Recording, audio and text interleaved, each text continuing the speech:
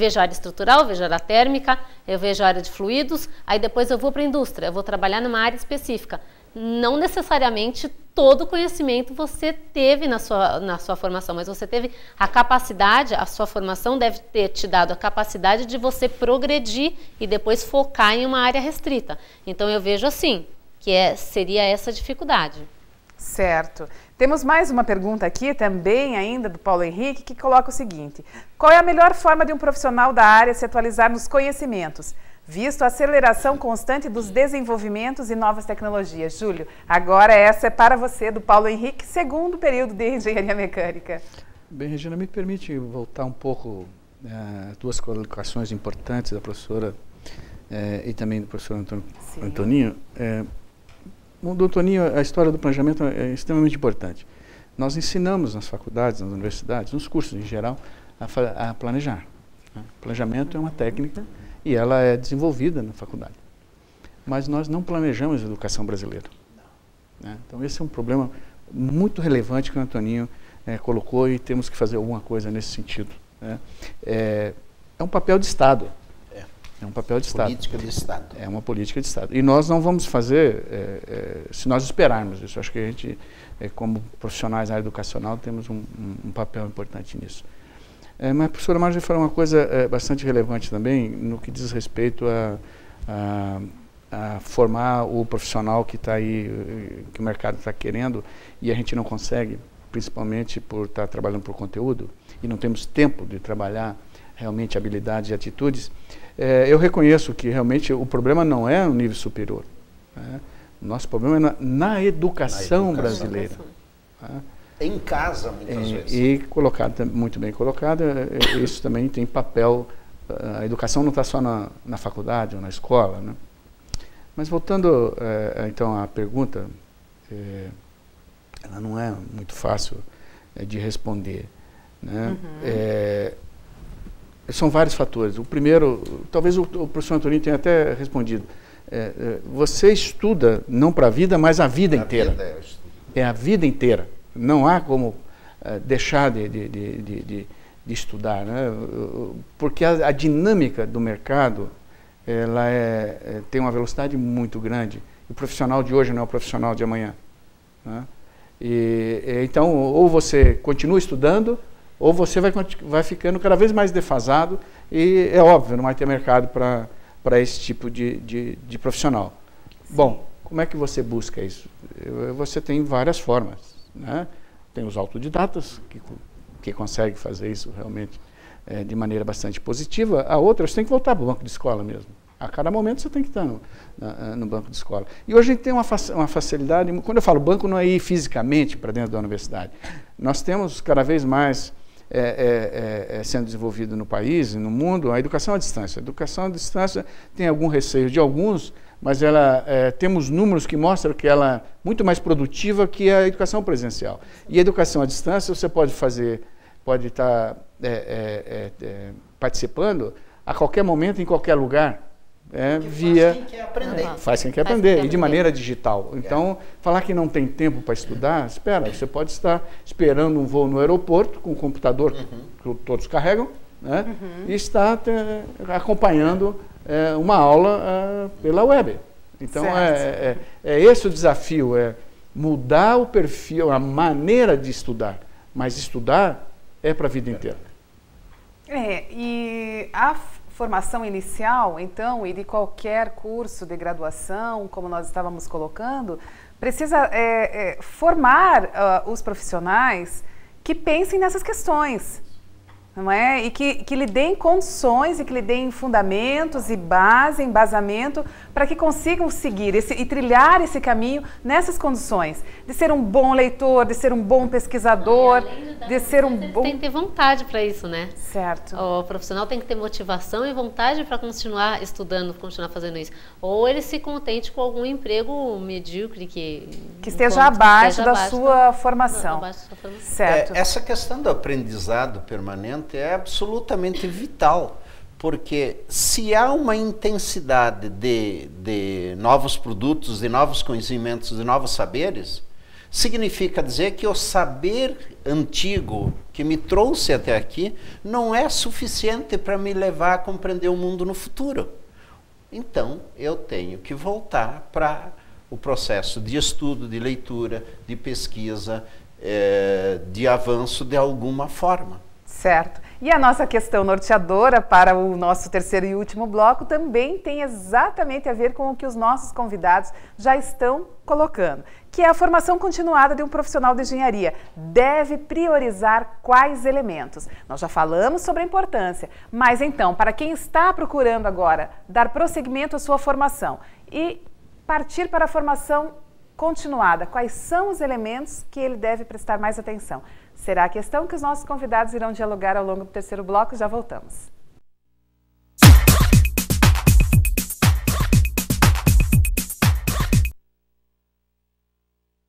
Mais de 50 opções de cursos, 7 áreas do conhecimento, experiência de mais de um século. Todo o know-how da FI Business School está à disposição do mercado em 4 áreas de atuação. Executive Education, com a promoção de cursos para executivos de altíssimo nível em parceria com a ESAD. FI Training, com cursos de curta duração para capacitar, atualizar e desenvolver profissionais de maneira objetiva e rápida. Convênios internacionais, transformando os alunos em verdadeiros players mundiais. Consultoria, prestando orientações técnicas seguras para as mais variadas áreas de negócios. FI Business School, a vanguarda do conhecimento na área de negócios.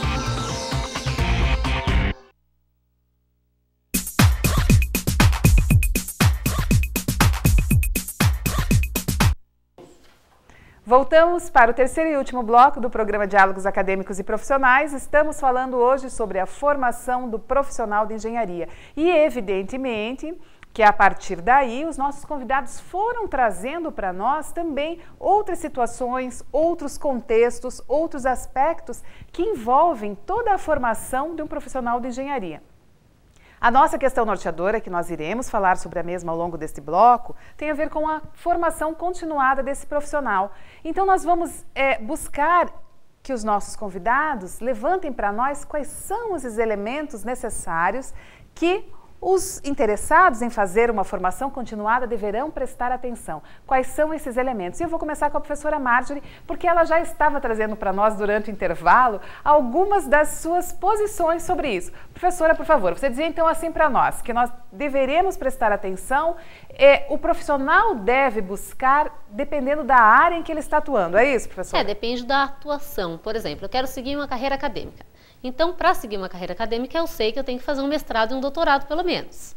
Certo. Então, você, um pesquisador também, mestrado e doutorado. Eu quero trabalhar na fábrica, numa indústria. Aí você tem que ver que setor que você quer na indústria e se especializar de acordo com o seu objetivo. Porque quem não tem objetivo, qualquer coisa serve. Então, se eu não tenho objetivo, qualquer coisa serve. Eu tenho que focar o que eu quero para a minha vida. Eu quero isso, então eu vou em busca do que eu preciso para alcançar esse meu objetivo. É que esses objetivos, eles também mudam, né? Nós estamos partindo aqui do princípio que o profissional já formou-se em engenharia, formou-se um bom engenheiro, que recebeu uma base ampla, abrangente, suficiente, que lhe permitiu também alçar outros voos dentro de uma organização e galgar outros cargos. E a partir daí ele precisa voltar, então, para a academia, ou então buscar um curso à distância, como dizia o Júlio para nós, mas que o prepare para exercer determinada função. Eu acho que aí, nesse sentido, então, as questões comportamentais e línguas seriam essencial. Então, foi uma questão que nós não citamos ainda, né, com relação às outras línguas. Diga, professora. Deixa colocar duas questões importantes. Pois não. Quando a gente se pergunta o que as empresas fazem, produtos e serviços, para quem elas fazem produtos e serviços? Para seres humanos, para consumidores. Ora, se eu estou falando de invenções, de inovação, de produtos e serviços, e se nós estamos dizendo que os engenheiros são os que estão mais próximos desta capacidade de transformar ideias em inovações, em novos produtos, eles precisam, ao interpretar a necessidade do ser humano, precisam conhecer. Pode parecer absolutamente estranho, a Marjorie pode discordar e o Júlio Félix também, mas precisam saber de filosofia, de antropologia, de humanidades, que vão ajudar a compreender as demandas, as exigências, os novos desafios do ser humano, além das questões puramente de engenharia, de matemática, técnicas, de física, química e de outras especialidades. A especialidade é fundamental, mas conhecer que produtos e serviços são feitos para seres humanos e que a necessidade do ser humano tem que ser atendida em boas condições de sobrevivência, de sustentabilidade, sem destruir, com toda essa questão que vem sendo discutida. Então, essa é uma nova maneira da gente estar pensando o curso de engenharia. Além disso, nós precisamos ver que a engenharia não responde sozinha todas as demandas e as necessidades. Então, eu tenho que buscar saberes, conhecimentos de outras ciências para que eles se combinem com as engenharias, sejam das ciências médicas, sejam das ciências de saúde, sociais, ambientais, ecológicas, de outros conhecimentos, para trazer para a engenharia e daí eu encontrar uma nova maneira de gerar um produto e serviço adequado às novas demandas e exigências. A empresa não inova porque quer inovar. A empresa inova porque há um consumidor que quer um novo produto e um novo serviço. Certo. Bem, já que o professor Antoninho Caron fez a brincadeira que talvez vocês discordem totalmente dele, claro que eu vou usar isso para perguntar o seguinte para o Júlio. Então, concorda com o que o professor Antoninho Caron está colocando, que principalmente o engenheiro também deve estar atento e fazer esse diálogo com as outras áreas do conhecimento, principalmente com as ciências humanas, para complementar a sua formação? O Antoninho, ele realmente colocou o dedo agora num ponto nevrálgico. Né? E a resposta é, concordo plenamente com ele. Sim. Porque a forma de trabalhar nas empresas hoje é cada vez mais por projetos. E quando nós falamos em projetos, nós falamos de equipe multidisciplinares. Né? Ah, sim, mas então você soma competências. Não, não é só somar competências, é saber lidar com as diversas competências. Com as diferenças. Com as diferenças. Aí nós precisamos, sim, de profissionais que entendam e saibam liderar coisas, né? Liderar projetos, liderar equipes. Os engenheiros que nós formamos têm grande dificuldade de trabalhar em equipe. Né? E nós estamos falando de um outro modelo de trabalho, né? Que é justamente projeto que requer liderança e equipe, né? E multidisciplinaridade. Então, o que o Antoninho falou, e eu, na verdade, estou complementando, com exemplos, né, da prática daquilo que ele mencionou. É fundamental que se tenha clareza de que não há possibilidade de continuarmos não só educando pela lógica, porque a vida não é só lógica. E é interessante, existe uma cadeira que é no high school, em outros países, que se chama lógica informal. Em nenhum curso, a não ser em curso de pós-graduação, que eu vi algumas vezes, a cadeira de lógica informal. Né? Nós só trabalhamos lógica formal. E é isso que o Antoninho está falando. Olha, as coisas podem não ser exatamente como parece. Isso é a lógica informal. Né? Elas podem, muitas vezes, não ser o que parece. E o profissional tem que perceber isso. Né? E aí ele tem que realmente mudar a sua forma de enxergar as coisas. E aí é onde nasce a criatividade, que pode se transformar em inovação, que pode se transformar em competitividade de um país. Eu acho que é essa um complemento, na verdade, que se o Toninho me permite, nas colocações que ele fez. Então esse profissional precisará estar atento a tudo isso, não é? Não pensar apenas e não focar apenas, restringir o seu conhecimento, a sua formação inicial apenas naqueles conteúdos técnicos específicos da sua área em si, mas também precisa estar com essa visão abrangente. Professora, aqui está diretamente ligada com esses alunos nos cursos de graduação. Como você vê isso com os alunos de engenharia? Tem alguns alunos que já têm uma vivência, já trazem isso até por uma característica própria. Certo. Então, tem aluno que tem mais facilidade. E os alunos que não têm facilidade, são poucos os que vão em busca desse desenvolvimento. Embora a própria graduação já coloque essas questões, já apontem esses elementos. Sim, a gente tenta incluir dentro das disciplinas o desenvolvimento desse tipo de conhecimento, um indicativo de que é necessário que ele se desenvolva dessa forma. Certo.